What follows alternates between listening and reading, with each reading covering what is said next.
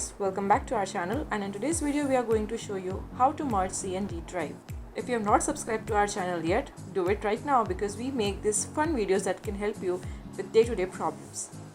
So here we are going to merge C and D drive, and I'm going to show you a really quick method.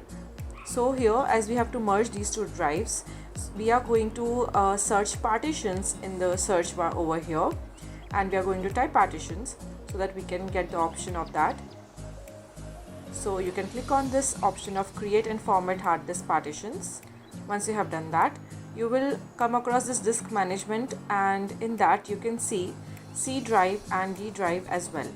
Now here I am going to merge C and D drive together, and I am going to add this D drive into the C drive. For doing that, we are first going to take the backup of this D drive because we have to take the backup, delete this drive and then add it to the C drive. So make sure to take a backup of this drive because later we are going to delete it.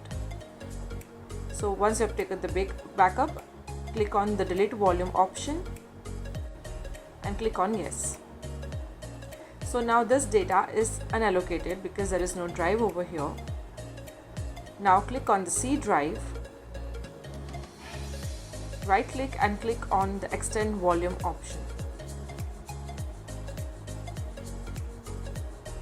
Click on next, and here as you can see, the data which is in D drive, which is this, is unallocated, and you can click on next, click on finish, and it's done.